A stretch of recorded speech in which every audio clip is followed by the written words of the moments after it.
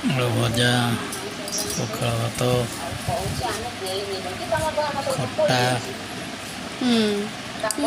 ଆଳୁଦମ୍, ଇଟିଲି,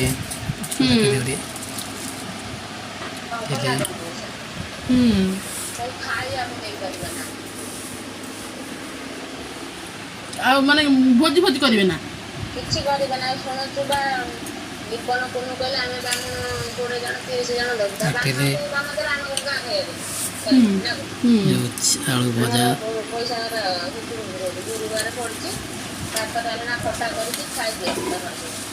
ମୋର ତ ତାଙ୍କର ତ ରାତିକି ରଖିଛନ୍ତି। ମୋର ଝିଅ ଏତିକି ମୁଁ ଘରକୁ ଆସିସାରିନି। ସିଏ ମତେ କିଏ ନ ଛାଡିବାକୁ ଆସିଲେ ମୁଁ ଗାଡି କରିକି ପଳେଇ ଆସିବି। ବର୍ତ୍ତମାନ ଟିକେ ହାତ ଧୋଇଦେବା। ହଁ, ପାଣି।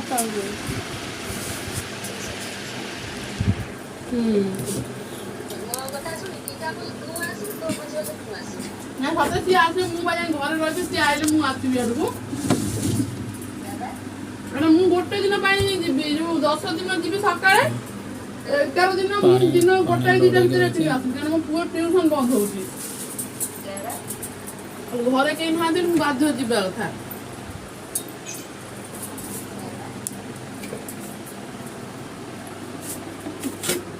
ସେ ଗୁରୁବାର ପଡିବ, ମୁଁ ଗୁରୁବାର ବି ଆସିବି। ଗୁରୁବାର ଗଲା ମୁଁ ଆଉ ଗୁରୁବାର ମୋ ବୋଉର ଆସିବି।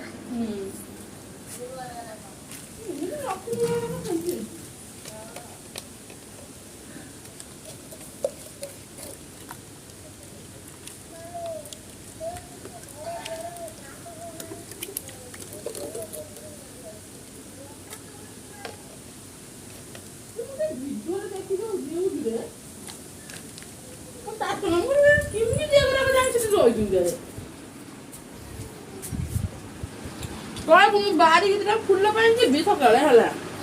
ସବୁ କାମ ସାରି ଗାଧୋଇବାକୁ ଯିବି ଟାଇମ୍ ଘରେ ହେଲା। ଶୁଖିଲା ତ ଯେତେବେଳେ ପାଇଁ ସେତେବେଳେ ଯିବି। ମେଘରେ ଆଜି ସକାଳେ ସବୁ କାମ ସାରିଲି, ଫୁଲ ପାଇଁ ଗଲି, ବାରୁଟା ଶାଗ କରିକି ନେଇକି ଗଲି, ଗାଧୋଇ ପଇଲି ହେଲା। ମୋ ଗାଧୋଇ ସାରିକି ଆଉ ଯିବିନି। ମୋର ବାପ ଘର ଗାଁ ମତେ ଅଛି କି ଆଉ ଟୋଟାଲି ରହିବା ପାଇଁ ଗୋଟେ ଇଚ୍ଛା ନାହିଁ। ବର୍ତ୍ତମାନ ଆମ କୋତି ମାମା ଖେଳୁଛନ୍ତି। ଏଇଠି ଖେଳୁଛନ୍ତି କୋତି ମାମା। କୋତି ମାମା ଖେଳୁଛ ଏଇଠି ଖେଳୁଛ।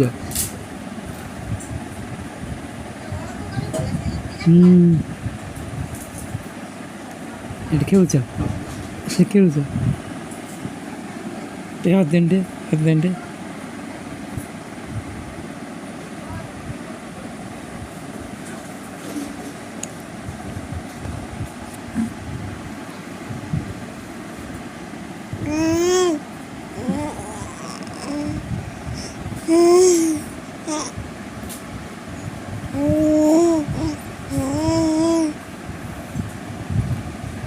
ତମ ନାଁ କ'ଣ? ତମ ନାଁ କ'ଣ? ଖୁସି ମାମା। ତମ ନାଁ ଖୁସି ମାମା। ତମ ନାଁ ଖୁସି ମାମା। ତମ ନାଁ ଖୁସି ମାମା। ଖୁସି ମାମା କାଇଁ? ହଁ।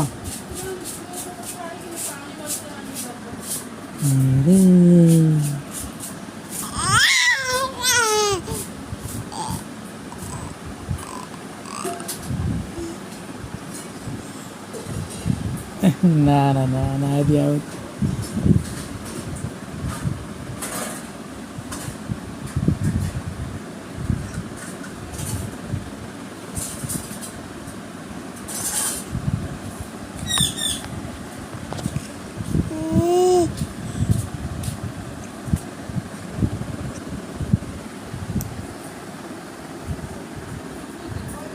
ହଁ